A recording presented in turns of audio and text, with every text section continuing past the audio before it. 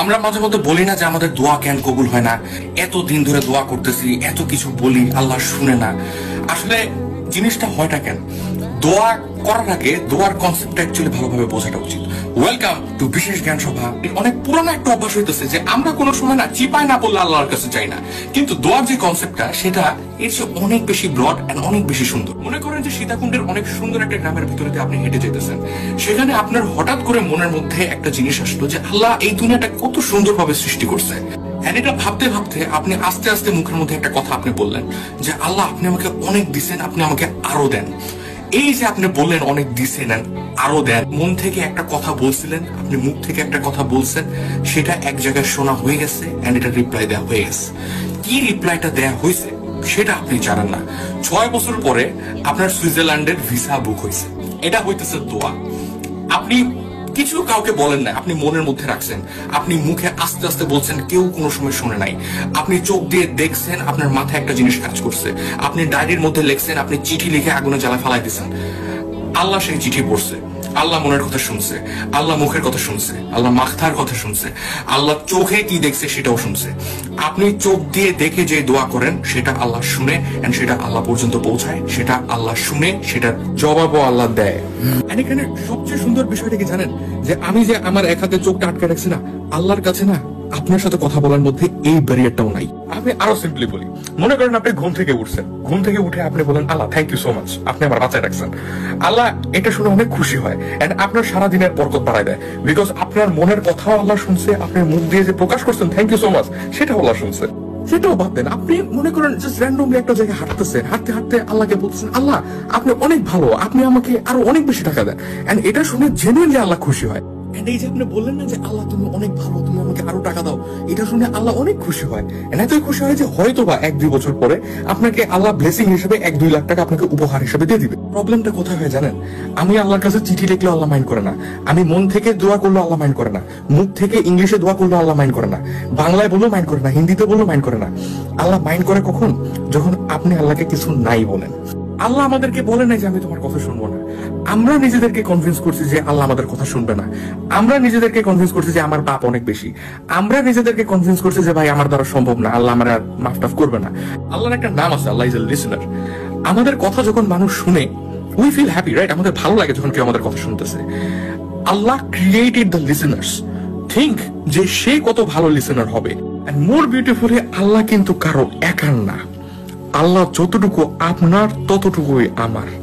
And আল্লাহ একজন হিন্দুকেও শুনে, একজন মুসলিমকেও শুনে, একজন আস্তিককেও শুনে, একজন নাস্তিককেও শুনে।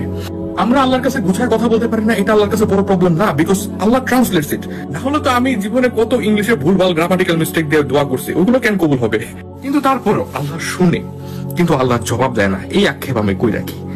আল্লাহর জবাব কখনো এমন হয় না যে আল্লাহ দেয় না, বরং আমরা দেখি না। আপনি মনে করেন যে আল্লাহর কাছে দোয়া করেন আল্লাহ আপনি আমাকে একটা ব্যবসার ব্যবস্থা করে দেন, আল্লাহ আপনাকে 1 বছর পর্যন্ত সেই ব্যবসার জন্য বিভিন্ন মানুষের সাথে দেখা করাবে, বিভিন্ন বুদ্ধি আপনাকে সেই ব্যবসার জন্য দিবে, বিভিন্ন আইডিয়াস আপনার মাথায় দিবে, ব্রেন স্টর্মিং আপনাকে দিয়ে করাবে, হঠাৎ করে একটা বুদ্ধি আপনার মাথায় দিবে, হঠাৎ নতুন একটা জায়গায় আপনাকে পাঠাবে, ব্যবসার জন্য বিভিন্ন ফেলিয়ারের ভিতর দিয়ে আপনাকে নিয়ে যাবে।